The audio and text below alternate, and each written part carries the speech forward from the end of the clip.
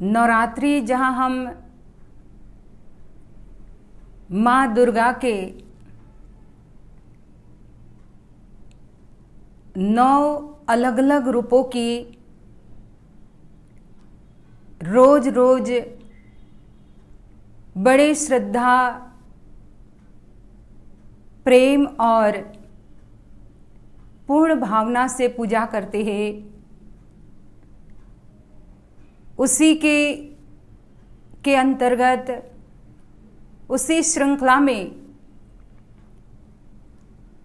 नवरात्रि का दूसरा दिन, जिसमें माँ दुर्गा के 9 रूपों में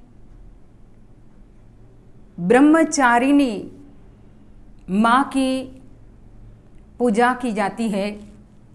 ब्रह्मचारिणी माँ, जो माँ पार्वती का ही एक रूप, पार्वती जी का ही एक नाम हम जानते हैं। कहा जाता है कि जब नारद जी के द्वारा भगवान शंकर की उस परात पर संहार के देवता भगवान शिव की आदि शक्ति माँ पार्वती जी, जो राजा हिमालय और माँ मैनावती के घर पुत्री के रूप में अनेकों लीलाएं कर रहे थे, उन्होंने जब नारद जी के द्वारा शिव की गाथा सुनी, वैसे तो बचपन से ही भगवान शिव से उनका एक अंदरूनी नाता था, लेकिन जैसे ही नारद जी से बात सुनी और ये कहा नारद जी ने कि शिव केवल घोर तप से ही पाए जाएंगे, तो मां पार्वती जी ने ब्रह्मचारिणी का भेष लेकर के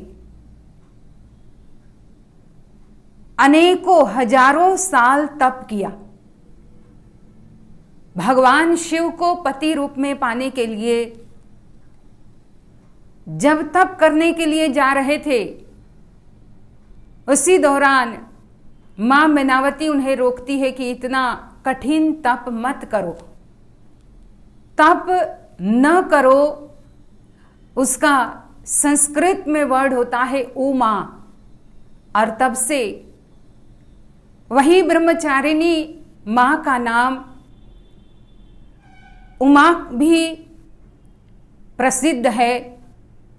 साथ साथ में ब्रह्मचारिणी के रूप में तप करते करते, क्योंकि जो ब्रह्म का आचरण करने वाली, ब्रह्मचारिणी का मतलब यही है कि जो ब्रह्म का आचरण करते हैं, और मां पार्वती जी उस परात पर सच्चिदानंदमय परमात्मा के साथ अंतरात्मा की शक्ति को जोड़ करके उन्हीं की निरंतर उपासना कर रहे थे, उन्हीं की निरंतर साधना कर रहे थे, और हृदय से उस ब्रह्म की दिव्य झांकी को देखते हुए तप कर रहे थे, और इसीलिए उनको ब्रह्मचारिणी भी कहते हैं, और उन्हें भक्त लोग तपस्चारिणी के नाम से भी जानते हैं, क्योंकि ब्रह्म का आचरण किया, साथ साथ में तप का सहारा लिया, तप का आचरण किया। वहां उन्होंने न दिन देखा न रात, न ठंडी देखी न गर्मी, न भूख न प्यास। कहते हैं पहले के कुछ हजार वर्ष उन्होंने केवल फलाहार के द्वारा परमात्मा की उपासना की, फलाहार के द्वारा तप किया, लेकिन धीरे धीरे उन्होंने फल का त्याग करके केवल पेड़ पौधे के पत्तों को खा करके, पर्ण को खा करके तप किया। और इसी तरह वो ब्रह्म में स्थित होने लगे।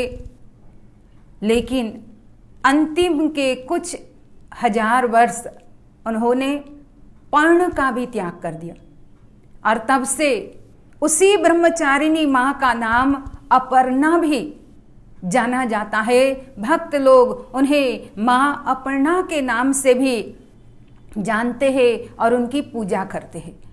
तो माँ जो ब्रह्मचारिणी है, जिनका प्रतीक रूप में प्रेम, वफादारी, बुद्धि और ज्ञान और साथ साथ में उनके जो सफ़ेद वस्त्र है, ये हमें पवित्रता की तरफ आगे ले जाते हैं। जब जब भी माँ आदि शक्ति जिन्होंने कोई भी रूप धारण किया भक्तों को एक मार्गदर्शन देने के लिए और साथ साथ में अपने ही जीवन से वो हमें सत्य, ब्रह्म और तप में पूर्ण निष्ठा धारण करने की एक ऐसी शिक्षा दी, उनके उस ब्रह्म के आचरण करने में अनेकों बाधाएं भी आई। स्वयं भगवान शिव भी भिक्षुक का, ब्राह्मण का भेष लेकर के उन्हें शिव के बारे में अनेकों अनर्गल बातें कहने लगे।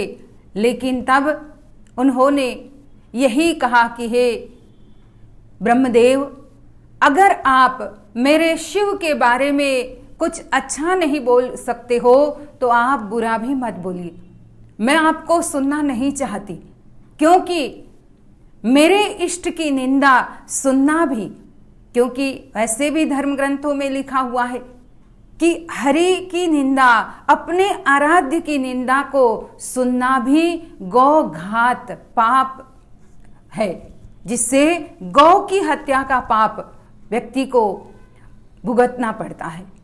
कहने का मतलब कि माँ आदि शक्ति ब्रह्मचारिणी जो दूसरे दिन, नवरात्रि के दूसरे दिन जिनकी पूजा होती है, वैसे तो देवी भागवत, जिसमें हमारे भारतीय धर्म दर्शन में वही परात्पर सच्चिदानंदमय ब्रह्म की पूजा मातृ रूप में की जाती है। पूरे 9 दिन मातृ रूप में वही सच्चिदानंद ब्रह्म की पूजा की जाती है। वो अलग नहीं है, लेकिन मातृ रूप में की जाने वाली जो उपासना है, ये बड़ी सरल है। और साथ साथ में हम सभी लोग जानते हैं कि एक संतान के लिए माता का जो संबंध है वो सबसे निकट का संबंध होता है, सबसे नज़दीक का संबंध होता है। और माता पुत्र के, संतान के अनेकों अपराध, अनेकों भूल को क्षमा करते हुए सहज ही अपनी संतान पर द्रवित हो जाती है। तभी तो हम हमारे धर्म ग्रंथों में यही बात सुनते हैं कि पुत्र कुपुत्र भवति, माता न कुमाता भवति, कि पुत्र कुपुत्र हो सकता है लेकिन माता कभी कुमाता नहीं हो सकती। तो माँ के रूप में सच्चिदानंद परमात्मा की उपासना करना एक भक्त के लिए बड़ी सरल और सहज होती है।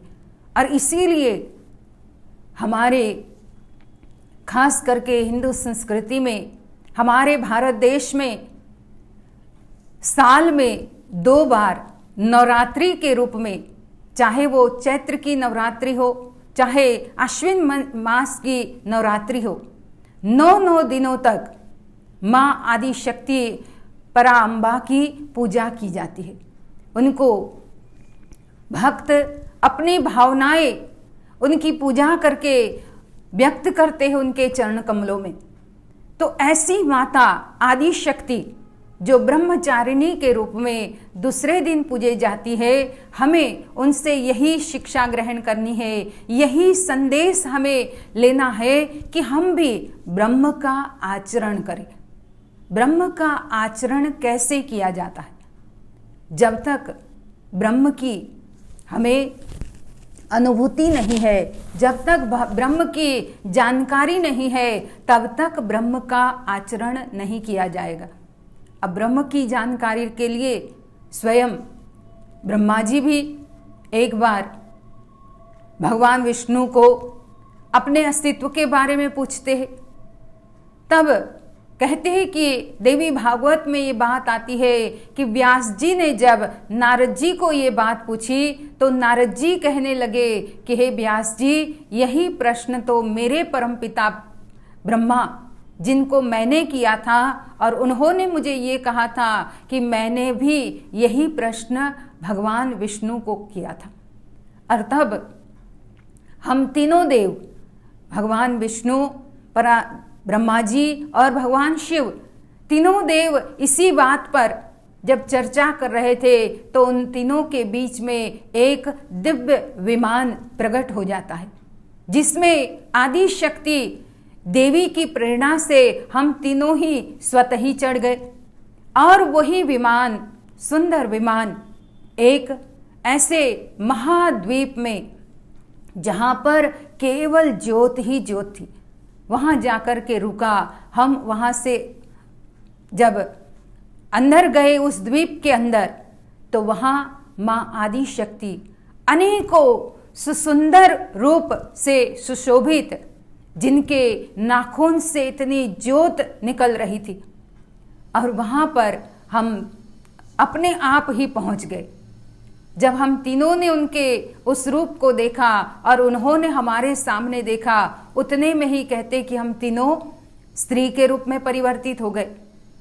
और तब उन्होंने, ब्रह्मा जी ने, आदि शक्ति वही माता को पूछा था कि हमारा असली अस्तित्व क्या है, और साथ साथ में आप कौन हो, आप पुरुष हो या स्त्री हो, आप इस जगत के नियंता हो, आपने ही ये जगत का जो भी सृष्टि निर्माण किया है, क्या आपने ही किया है, आप ही जगत के आधार हो। तब वही महाद्वीप में सुशोभित माँ आदि शक्ति ने हम तीनों को यही उत्तर दिया कि मैं न स्त्री हूँ न पुरुष हूँ, मैं तो केवल वो ब्रह्म अखंड सच्चिदानंद ज्योत हूँ, और मुझ में और ब्रह्म में कोई भेद नहीं है। जो वे है वही मैं हूँ, और जो मैं हूँ वही वो है। लेकिन जो बुद्धि से हमें देखना चाहता है, तो वो हमें अलग अलग मानता है। बुद्धि से देखा जाने के कारण हमारी छवि अलग अलग प्रतीत होती है। जैसे एक ही मुख को जब अनेकों अलग अलग आईने में देखा जाए, एक साथ अनेकों अलग अलग टाइप के आईने हो और उसमें एक ही साथ मुख को देखा जाए, तो हमें अलग अलग छवि नजर आएगी। इसी तरह से मैं और ब्रह्म अलग नहीं है। तो वो जो ब्रह्म है, उसी का आचरण ब्रह्मचारिणी माता करते थे। और तभी इतने सालों के तप के बाद भगवान शिव उनके सामने प्रसन्न होते हैं, और भगवान शिव उनको पानी ग्रहण के लिए उनकी प्रार्थना को स्वीकार करते हैं। कहने का मतलब कि हमारे इस भारतीय धर्म दर्शन में माता की जो इस तरह से अलग अलग रूपों में पूजा होती है, जो 9 रूपों में पूजा होती है, और वही 9 रूप, हमारा ये शरीर भी वही इसी तरह से बना हुआ है। ये 9 द्वार का जो शरीर है, उसी में वो ब्रह्म की ज्योत है जो 10वें द्वार में है। और वही नवरात्रि का मूल संदेश है कि हम उस 10वें द्वार में जाकर के ब्रह्म की ज्योत के उस अनुभव को प्राप्त करें और ब्रह्मचारिणी माँ की उपासना करते हुए अपने मनुष्य जीवन को सफल और सार्थक करें। सभी लोगों को फिर से नवरात्रि की बहुत बहुत शुभकामनाएं। ओम देवी ब्रह्मचारिण्यै नमः। ओम देवी नवदुर्गायै नमः।